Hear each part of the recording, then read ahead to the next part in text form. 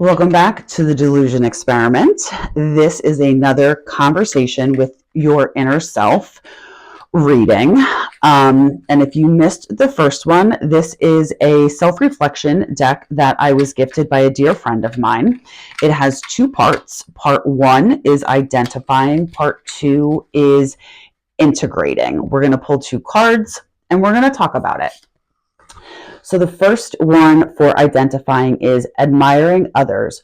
What traits do you see in others that you wish you had more of? Oh, I love this one for so many reasons. Okay, so for me, one thing that I can say is that one trait that I admire in others is if you know someone, if I know someone, if I definitely have friends that are like this, they are confident. They are not afraid to put themselves out there. They feel, to me, my perception of them is that they are very secure. And one thing about admiring others is that I worked with a coach years ago. And at the time I had worked with someone who, for lack of a better term, was a shit show, right? This individual often was not at work, would call out because they got drunk the night before. Management had no issue with it whatsoever. But I was always expected to pick up the slack. Now, I was the type of person who showed up to work an hour early, stayed to work an hour late, easily worked 60 hours a week, right? That was how I was raised. That was my work ethic.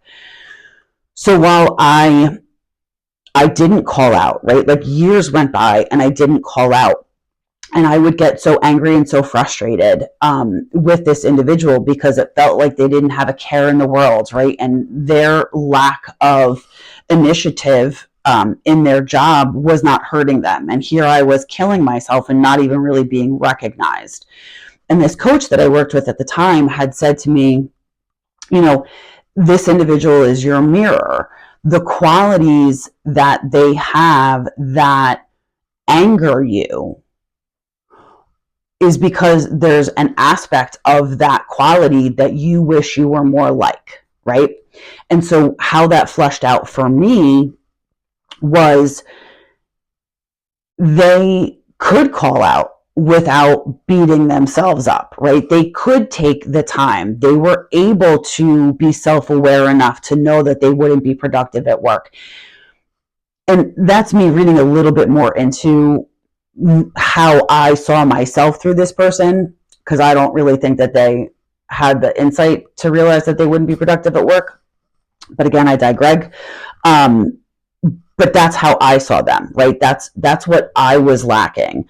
I didn't have the self-love, the self-worth, the self-respect to know that I needed a break, that I was burning myself out. I didn't give myself the grace to honor my body when I was sick. I would still show up to work, right? And what I learned through that entire process was, and that job in general, but was that no one's going to value me if I don't value myself. And I think that circles back to the admiring traits in others. I admired how other people valued themselves. And while I still struggle with showing up confidently, and I think that we all do in certain situations, the fact that I continue to show up is now something that I admire in myself. Okay, let's get an integrating card to go with admiring others. Okay. I think we got two here, so let's see how this plays out. Don't forget, this is still an experiment. Oh, here we go. Gifts. What could be the potential gifts of your shadow traits? I'm going to start with that. So, I think that this is sort of validating what I just talked about, right? So my shadow traits were not calling out, burning myself out, right? Because I thought that was where my value lied. I always showed up. I could be relied upon. I could be counted on.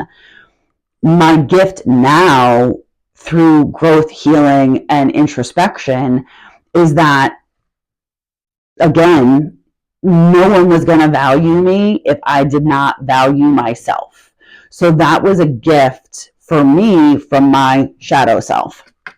And the next card that came out was child self. If you could speak to your child self, what would you tell them? Oh, so many things. I think now learning to value myself is exactly what I would teach my child self. That I matter, I deserve rest when I need it.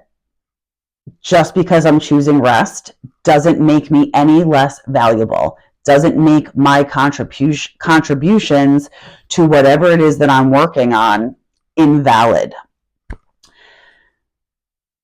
Honoring yourself is always going to get you farther than showing up as you think you have to. I think that's the biggest thing that I would tell my child self. Your opinion, how you honor yourself, is the most important. If you allow that to be your guidepost, you will go very far. And I think that you might even have an easier time. Learning to value yourself is huge. Huge, huge, huge.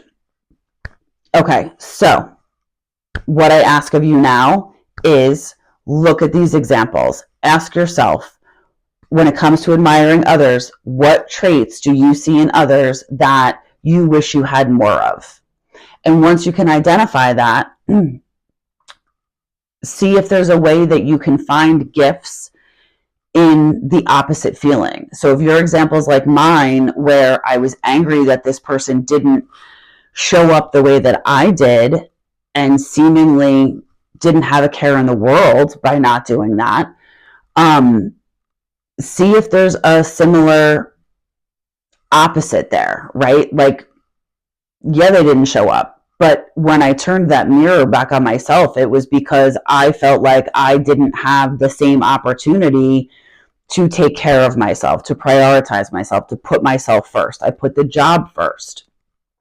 So looking at the opposite side of that was a gift to me through my shadow self. So how can you take a situation and see that how you might feel like that's a quality that you're lacking?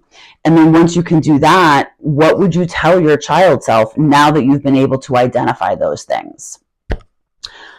I hope that these resonated with you. I hope that they made you think just a little bit. If they did, please let me know in the comments. If you like them, let me know as well. I hope to keep doing them. Until next time.